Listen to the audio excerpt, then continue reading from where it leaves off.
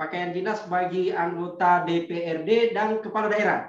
Yang kita 1-2 hari ini agak heboh gitu ya. Jadi sampai judul kita hari ini adalah agak sedikit ini nyentil gitu ya. Tega amat sih anggota DPRD kita sekarang di tengah pandemi menganggarkan pengadaan pakaian dinas itu sampai kemudian miliaran rupiah gitu ya. Nah, untuk membahas ini berkaitan dengan tema kita sekarang ini, untuk pertama kali saya ke Pak Herman dulu ya. Yang jauh dulu, ke Makassar dulu, Pak Herman. Pak Herman, ya. Bagaimana pandangannya sekarang ini? Kenapa sih ini persoalan pakaian dinas itu dari dulu sampai sekarang, bahkan sekarang pandemi bahkan tetap saja ada gitu loh. Ini gimana catatan Kopel? Iya, benar. Kalau kita lihat secara normatif, memang kan sudah diatur dalam PP terkait dengan kedudukan keuangan dan pimpinan dan anggota DPRD. Ada 5 jenis pakaian yang disebutkan dalam peraturan pemerintah terkait dengan pakaian dinas anggota DPRD ini. Nah, dari tahun ke tahun dan ini ya 5 jenis pakaian ini itu disiapkan setiap tahunnya. Ya, disiapkan setiap tahunnya. Meskipun beberapa daerah tidak setiap tahun. Misalnya di DPRD Sulsel itu tahun 2019 diadakan, kemudian 2020 tidak, dan baru 2021 ini lagi diadakan. Nah, ini saya kira sangat tergantung dari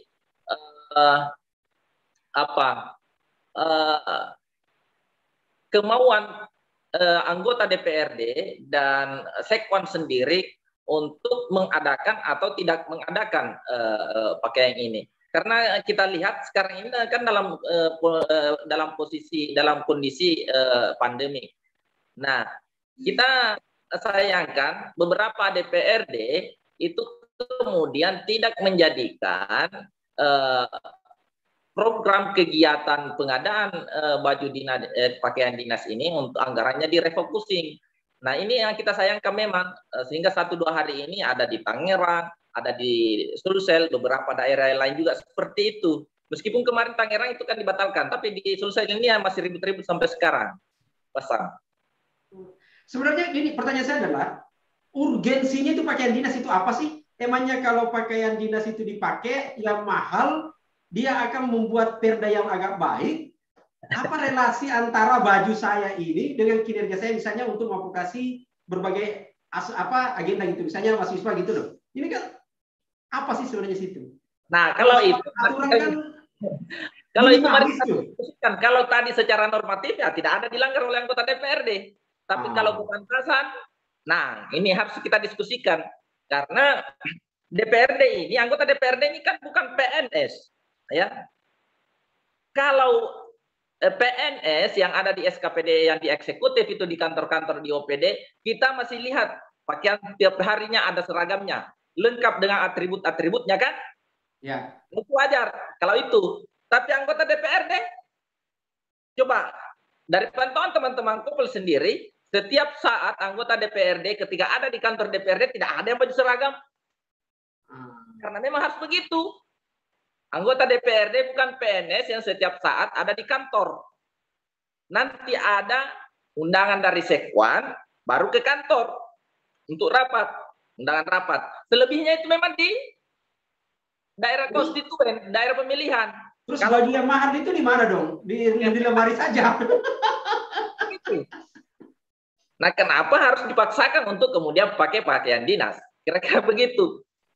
Iya. Nah, ini kan menarik nih sebenarnya. Kalau kita bicara PP saja, sebenarnya Mas saya pernah nulis gitu ya. Saya pernah nulis berkaitan dengan soal pengadaan baju ini. Nah, ini sebenarnya sama Sekwan. Jadi sama Asdiksi. Jadi kita nulis itu berkaitan dengan bagaimana sebenarnya soal masa minimalis itu. Ternyata dalam PP itu kan menyebut sebenarnya adalah tidak menyebut merek dan tidak menyebut wajib gitu ya. Jadi sebenarnya kalau ada kemauan kuat dari DPRD-nya menyatakan ya sudah tidak perlu ada pakaian dinas, kan malu juga kita masa pakaian saja minta dibeli sama rakyat gitu lah. Itu gimana Mas Wiswa? Ya, Selamat pagi Pak Sam, Mas Herman. Ya, baik. Sekaligus kita reuni nih. Oke, siap Roni ini. Biasanya ini ada kopi sama pisang epek kan di Makassar. Itu dia. Saya sekarang di rumah sendiri-sendiri, jadi ngopi sendiri nih. Iya Pak Sam, tadi apa yang disampaikan oleh Bang Herman benar ya, bahwa secara regulasi pakaian dinas DPRD ini kan sudah diatur memang terutama di pasal 12 PP 18 2017 ya, terkait dengan hak keuangan dan administrasi pimpinan dan anggota DPRD gitu ya. Jadi memang selalu yang diklaim adalah oh ini hak kita loh, ini hak. Jadi itu hak. Hak yang diingat, kewajiban dilupa. Nah kewajibannya nanti dulu. Jadi itu diatur memang jadi hak gitu ya. Tapi memang kemudian problemnya adalah apakah hak yang ditunaikan itu sudah sesuai dengan kondisi yang pertama itu ya. Kondisi saat ini. Terus yang kedua adalah dari sisi harganya. Apakah harganya itu memenuhi atau tidak gitu ya. Nah ini yang menjadi problem. Di 2019 Pak Sam, Bung Herman, 2019 itu DKI itu mengalokasikan anggaran untuk pakaian dinas DPRD-nya itu mencapai 4,9 miliar. Wow. Ini sebelum pandemi, ini luar biasa ya. Itu terdiri itu dari dibeli kerupuk itu bisa tenggelam. Jadi ini luar biasa. Waktu itu juga sempat rame kan karena bahasanya kan di LPSE itu di e-procurement DKI itu kan pakaian dinas dan atribut gitu ya, pakaian dinas DPRD dan atribut. Nah atributnya ini ada pin emas Mas. Emas ya. 10 gram itu ya. Pin emas itu totalnya 1,3 miliar ini. Ini luar biasa ya. Belum lagi bahan yang dibeli, terus proses penjahitan dan seterusnya itu totalnya mencapai 4,9 miliar. Ini luar biasa. Nah, ketika dulu kan sempat rame kan. Nah, di pandemi ini sudah mulai turun. Masa pandemi 2020 sampai 2021 ini anggarannya meskipun masih fantastis juga 2,94 miliar di 2020 dan di 2021 itu 2,28 miliar. Jadi itu Bang Sam, kalau kita bagi ya keseluruhan secara total di DKI itu kan anggota dewan 106 ya. 106 anggota dewan itu per orang akan mendapat 21,5 juta untuk beli pakaian per tahun. Jadi satu pakaiannya ya kalau kita bagi lagi satu pakaiannya kalau itu dibelikan 5 lah ya katakan 5 baju itu bisa mencapai 4,3 juta. Jadi itu yang sekarang yang 2021 ya. Yang 2021. Jadi betul-betul mewah itu ya. Cukup mewah, pakaian hampir 5 jutaan per setel itu. Itu kalau setiap orang dapat 5 itu angkanya hampir 5 jutaan itu. Wah, ini yang rasanya itu pakai pakaian yang harga 5 jutaan ya. Saya itu belum pernah. Bang Sam ini pakai kaos aja, kaos sponsor lagi. Ini mah 30-an. Tapi gini loh Mas Wisma, Pak Herman. Saya bangga, Pak Herman, saya bangga pakai bajunya itu. Mungkin paling kan kalau kita lihat bajunya harga 50-an gitu ya. Tapi kan uang keringat, Bro. Uang keringat, betul. Dan kita bayar pajak kan dibanding dengan, bukan kita tidak mau pejabat kita ini, tapi masa iya gitu loh. Nah, konteks itu sehingga saya ingin mempertajam bahwa oke, ini ada fakta gitu ya, ada pengadaan.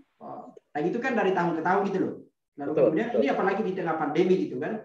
Rasa-rasanya ini kan tidak bisa kalau kemudian tidak hanya masuk dalam alasan argumentasi tadi soal kebijakan gitu ya. Nah, dalam desain strategi kita kira-kira apa yang harus kita lakukan gitu.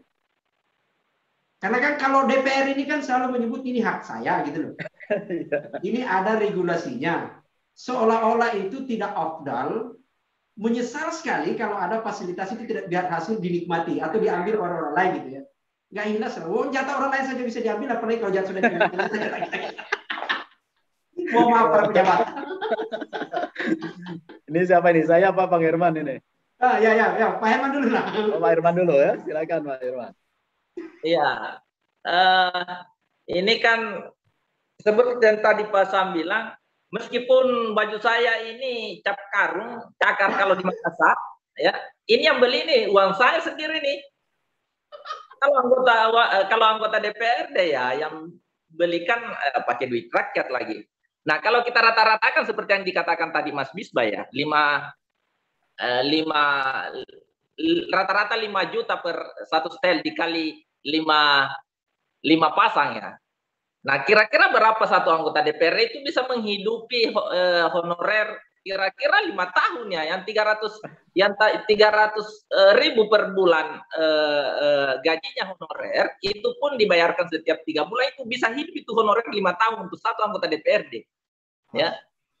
Nah, bisa dibayangkan seandainya itu kemudian ada kemauan dari DPRD untuk mengalihkan atau merefocusing kemarin anggaran itu, ataukah seperti Tangerang sekarang kan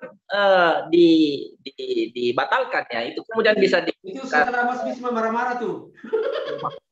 Perubahan. Nah, kira-kira begitu Pak Sam. Nah, kita apa yang harus dilakukan ya sebagai kelompok-kelompok masyarakat sipil, saya kira kita ini bukan misalnya Kopel bukan yang struktural dari DPRD ya, banyak juga ya teman-teman di luar yang menganggap bahwa ini kalau ada masalah di DPR kan di mana Kopel. Kopel ini sama dengan Fitra, sama dengan ICW, sama dengan yang lain, adalah kelompok-kelompok masyarakat sipil yang memang kerjanya seperti anjing saja menggonggong. Kita tidak punya kemampuan, maka setiap ada kejadian-kejadian di DPRD, kebijakan yang menyimpang, saya kira tugas kita yang ada di luar ini adalah berteriak, itu saja.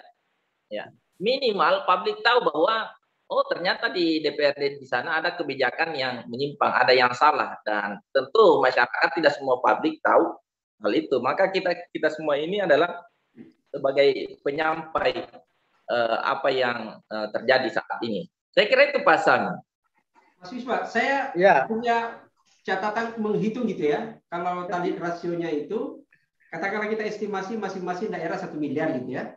1 miliar untuk pengadaan pakaian dinas itu, tambah lagi kepala daerahnya, dan ini saya mendapatkan angka sampai itu antara 1,9 triliun sampai 2,3. Kan sama dengan pengadaan laptop di Kemendikbud gitu loh. Ini kan kalau dikonversi misalnya dengan yang ribut-ribut teman-teman ICW bisnis obat itu untuk COVID, itu cukup lah sebenarnya. Berapa vaksin itu bisa di. Nah, tapi terlepas itu, analis teman-teman, pandangan Mas Wiswa ini dari sisi kondisi keuangan kita sekarang ini, karena bagaimanapun juga keuangan daerah itu keuangan nasional gitu ya. Dengan defisit kita sekarang sudah pada angka 6%, dengan apa gerakan yang bisa kita lakukan, misalnya kenapa sih ini tidak masuk bagian yang di kebijakan yang harusnya direfokusin kemarin oleh Menteri Keuangan gitu loh. Supaya ini itu gimana itu Mas? Atau ada kelupaan lah Kementerian Keuangan kita? Ya, terima kasih Bang Sam. Yang pertama, kalau dari aspek perencanaan penganggaran, ini kan sebenarnya kelemahan dari DPRD sendiri ya. Kelemahan di dalam memantau, dia kan punya fungsi anggaran, memantau ketika proses penganggaran itu, apakah anggaran itu layak atau tidak gitu ya. Karena kayak kasus di Kota Tangerang Selatan itu kan kenaikannya 100% gitu. Nah, 100% itu kan pasti mencurigakan. Harusnya sense of krisisnya kan tahu ini pasti mencurigakan ini naik sampai 100% meskipun itu untuk dirinya sendiri ya. Nah, ini yang sangat disayangkan kalau biasanya untuk dirinya sendiri agak kurang kritis jadi. Nah itu kalau bahas yang ke situ agak lupa pakai kacamata tuh. Ya pakai kacamata kalau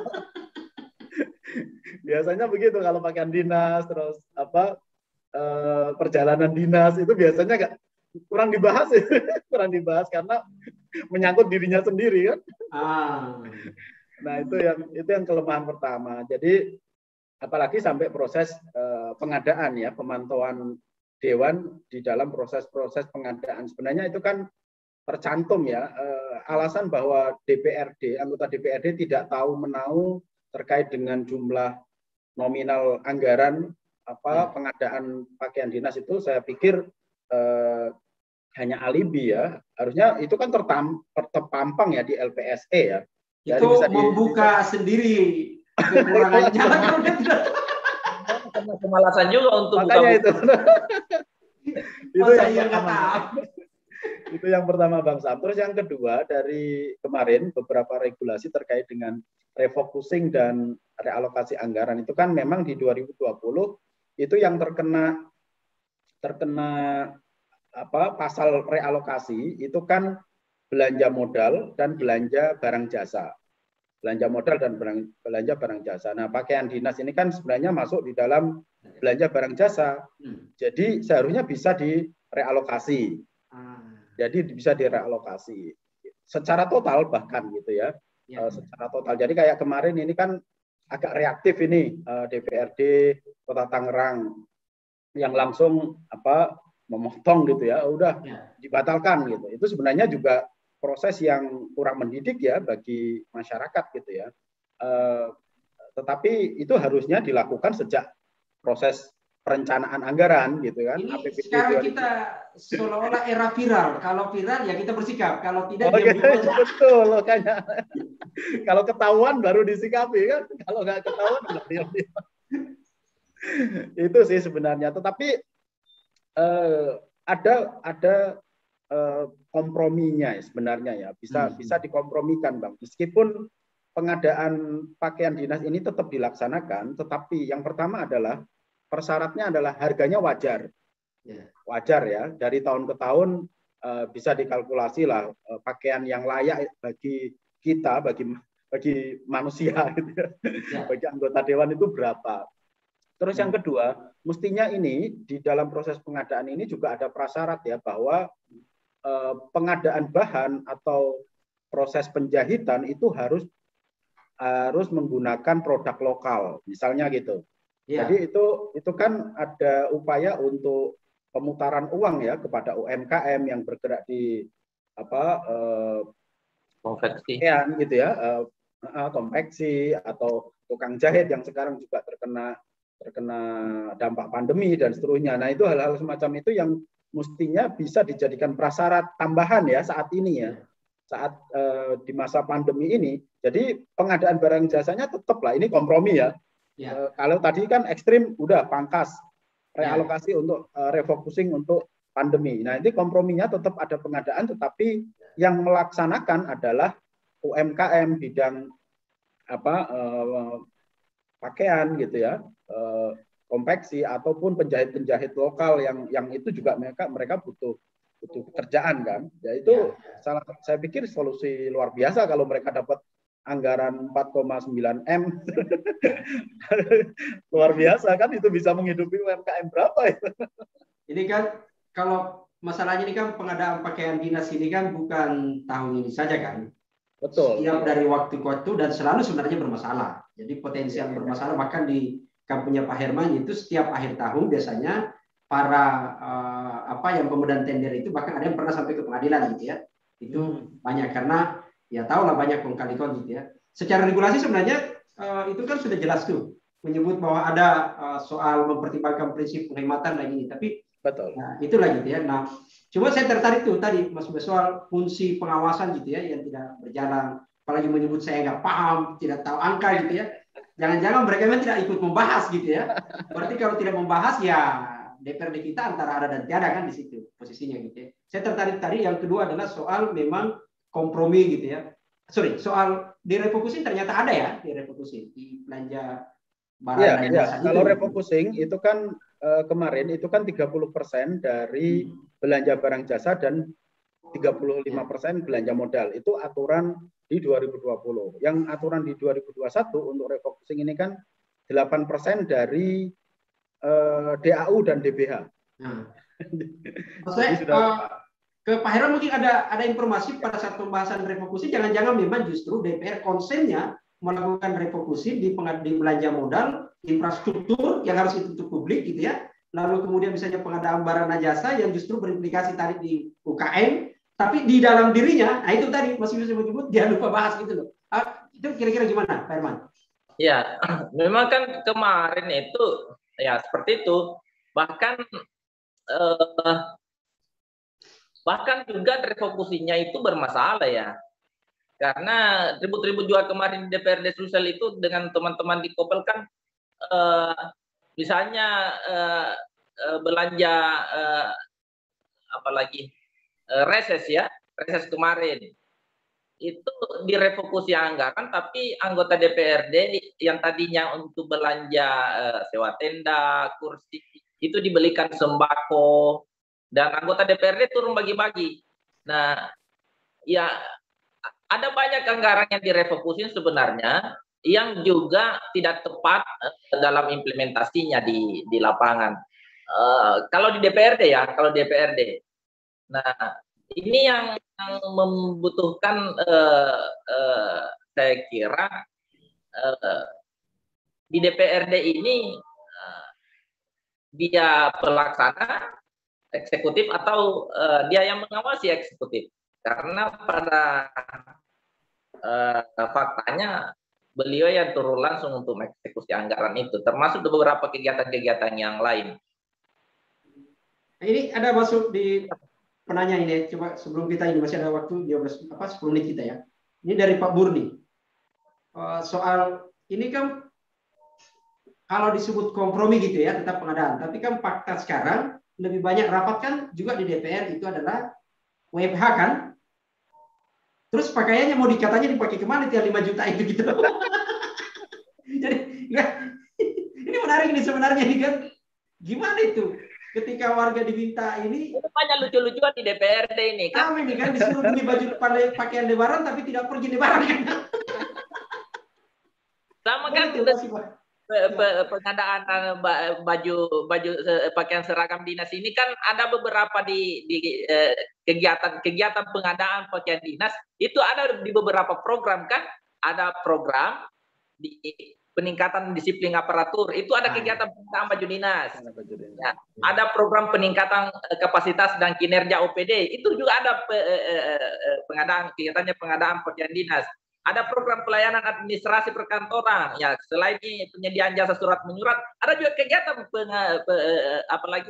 pengadaan pakaian dinas. Jadi satu SKPD itu ada beberapa program kegiatannya di situ pengadaan baju dinas. Jadi memang lucu-lucuan karena seharusnya kan dari satu program ya untuk mencapai tujuan program itu ada beberapa kegiatan-kegiatan yang dilakukan ya supaya program itu tercapai. Nah, ini aparatur kita itu berpikirnya kebalik. Ya, saya mau pakaian dinas. Kira-kira cantolannya kemana ya? Program apa ya? Kira-kira begitu. Kalau ngantar surat Pak Herman kan harus pakai baju baru supaya dapat kopi. Tapi saya mau ini ke Mas Misbah gitu ya. Ini ada juga misalnya pertanyaan dari Pandor soal sensitivitas yang tadi disebut ya, sense of crisis dari teman-teman di DPR gitu ya. Kalau tadi Pak Herman kan sebenarnya itu analoginya agak nyeleneh, misalnya kita nyebut seperti anak-anak yang mau pergi sekolah harus dijanji kasih permen gitu loh. Tapi lepas itu, ini soal sensitivitas, soal momentum waktu. Nah, waktu kita juga ini agak sempit. Apa yang harus kita lakukan sekarang nih, misalnya gitu ya? Apakah karena dilihat dari sisi kebijakan ternyata tidak bisa mengintervensi, kalau agak open gitu ya, menunya ke daerah, apakah harus ada sikap tegas dari pusat, tidak hanya sekedar himbauan dari Pak Tito, tolong dong daerah jangan boros gitu loh, atau harus ada evaluasi lebih ketat lagi atau gimana itu? Ya, kalau dari sisi internal ini kan peluangnya saat ini ya, bulan Agustus ini kan proses perubahan APBD 2021 ya. Jadi ini menurut saya momentum untuk menyisir kembali anggaran di dirinya sendiri, di Dewan sendiri, maupun di OPD karena Dewan kan punya fungsi budgeting tadi ya dan fungsi kontrol itu harus dijalankan betul. Nah, sekarang ini karena kondisi pandemi yang semakin parah ya, gelombang kedua COVID-19, saya pikir ini ranah ruang yang patut untuk segera dilakukan, menyisir kembali anggaran-anggaran yang dirasa tidak begitu bermanfaat bagi kinerja masing-masing, termasuk anggota dewan ya. Terus yang kedua, kemudian direalokasi untuk kebutuhan masyarakat yang saat ini terkena pandemi, terutama untuk kesehatan, untuk jaring pengaman sosial, dan untuk ya pemulihan ekonomi ya. Itu yang menurut saya yang paling penting, Bang. Artinya itu itikat dari pemerintah daerah ya dengan DPRD-nya gitu ya. Betul. Pada saat memanfaatkan momen untuk perubahan APBD yang betul. Jadi tidak hanya cukup satu item. Jadi yang baru mencuat pakaian dinas nih, baru itu udah di cancel, kan tidak reaktif seperti itu ya. Tetapi memang harus lebih sistematis. Ini ada beberapa kegiatan yang dianggap tidak relevan dengan penanganan COVID misalnya atau pemulihan ekonomi di saat pandemi, udah coret saja, itu dialihkan gitu. Jadi itu lebih sistematis ya, tidak reaktif. Ya, karena ini sama ada lagi masuk dari saudara satu untuk sekaligus untuk Pak Herman gitu ya. Ini kan pada posisi soal pembahasan bagaimana sebenarnya perilaku pembahasan di DPRD gitu ya. Harusnya kan punya desain berbasis bukti apa problem utama masyarakat kita untuk kemudian lahir sebuah program yang betul-betul qualified lah gitu ya. Tidak kemudian nanti ada viral baru direspon lagi. Kayak Tangerang nih, tiba-tiba dia berhenti ke pertanyaan kita, duit itu kira-kira dialihkan kemana tuh? Karena kan harusnya kalau dia terencana dari awal, berarti kan bisa cepat tuh dieksekusi kan, tidak perlu nunggu perubahan lagi kan di situ. Meskipun ya paling tidak selamat lah dulu sementara ini. Nah itu ke Pak Herman gimana nih model dan apa yang harus kita lakukan? Ini kan sekaligus nanti juga ke Mas Misbah untuk di ini ya closing kita. Ini lagi-lagi perilaku pejabat kita tidak ada perubahan dalam proses pembahasan metodologi pembahasan kebijakan dari sisi sensitivitas gitu ya. Tapi di saat kita semua juga masyarakat sipil yang biasanya day to day waktu melakukan pemantauan langsung pembahasannya itu ternyata kan sekarang di rumah nih ada keterbatasan untuk memantau. Nah sekarang jangan sampai justru itu lebih membuka peluang korupsi gitu loh. Nah ini Pak Herman gimana? Apa antisipasi kita nih? Iya, kalau kita lihat kemarin-kemarin di DPRD itu pembahasannya kan yang pertama sebelum masuk di substansi itu kan sudah bermasalah memang pada saat jadwal ketepatan tertib jadwal pembahasan anggaran itu eksekutif rata-rata di akhir-akhir waktu itu kemudian baru dimasukkan di DPRD. DPRD tidak punya keleluasaan untuk membahas anggaran, menganalisis dan merasionalisasi anggaran OPD yang ada. Itu yang pertama. Nah, yang kedua setelah itu saya kira kalau kita lihat model-model pembahasan di DPRD, apa yang ditanyakan pertama anggota DPRD ke SKPD?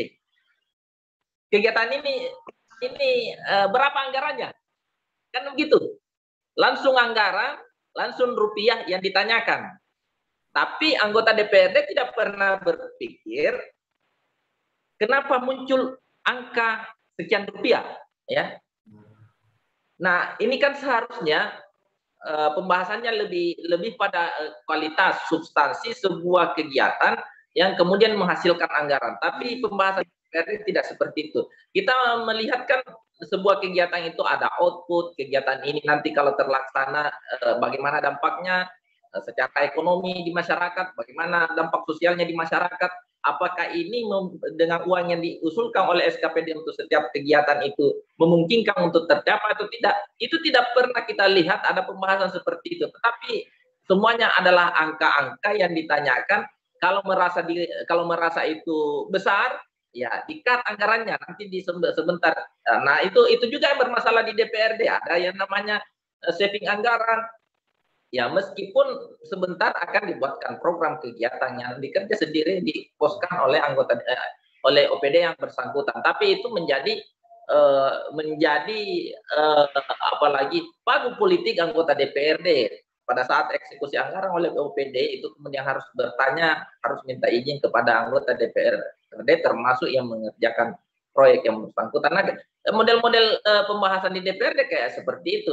Nah, permasalahan sekarang yang lebih serius saya kira adalah di masa pandemi ini kita tidak bisa meyakini yang masa normal saja kita melihat seperti itu, apalagi sekarang ini di masa pandemi pembahasannya kayak apa kita tidak banyak tahu soal itu. Jadi ada keterbatasan gitu ya untuk ini. Keterbatasan. Jangankan ke publik, teman-teman Kopel sendiri, media itu sangat terbatas untuk ke DPRD. Apalagi DPRD Makassar harus pakai kartu masuk. Ya sudah, buat aja juga kartu. Hanya orang anggota DPR yang punya kartu di rumah bisa datang bersosialisasi sama masyarakat saat pemilu. Nah, gitu. Nah, Mas Viva, sekaligus ini proses statementnya ada sekaligus menjawab satu, ada dari Tangerang ini. Nah, ini dari katanya ini kasus Tangerang ini puncak lah, gunung es ke beberapa daerah gitu yang sebenarnya satu membuka mata kita untuk semua. Nah, konsolidasi masyarakat sipil itu ternyata menjadi penting karena hanya itu yang bisa diharap. Ke Mas Viva gimana? Sekaligus. Ya, yang pertama bagi anggota Dewan ya, DPRD di seluruh daerah lah. Yang pertama adalah penting untuk membangun sense of crisis. Itu yang penting ya di saat pandemi saat ini. Terus yang kedua, perlu juga mengoptimalkan aspek kritisisme dari masing-masing anggota, termasuk bagi dirinya sendiri. Jadi kalau ada misalnya ini fokus temanya adalah pakaian dinas DPRD ya, kalau angkanya itu kemudian ditawarkan naik 100% dari tahun sebelumnya, nah ini pasti akan menyerang dirinya sendiri. Ini harusnya kritis kan? Ya. Ini ada peluang anggaran yang bisa justru menyerang ke dirinya sendiri. Ini kan harusnya sudah diantisipasi di tahun-tahun sebelumnya ya. Jadi memang ini yang sikap kritis ini yang penting ya ke depan, baik untuk dirinya maupun untuk anggaran-anggaran tadi yang sebagaimana disampaikan oleh Bang Herman, terutama yang terkait untuk pemenuhan kebutuhan masyarakat itu ya. Itu saya kira penting untuk terus ditingkatkan ya kemampuan anggota dewan ini di dalam proses perencanaan penganggaran. Nah, yang kedua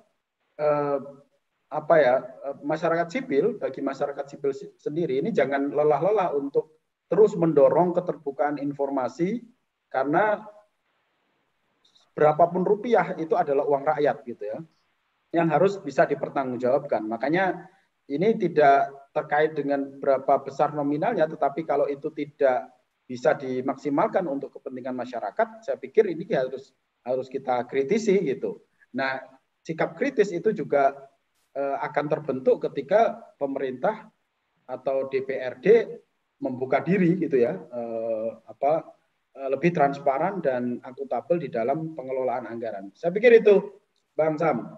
Ya, makasih. Ini luar biasa. Saya sekali waktu kita agak terbatas gitu ya karena ini dan. Tapi paling tidak catatan kita adalah satu, memang saya tertarik tadi pernyataan dari Mas Viva adalah bahwa sense of crisis DPR lagi-lagi perlu kita sentuh lagi gitu ya. Kan beliau ini adalah ya bukan birokrasi.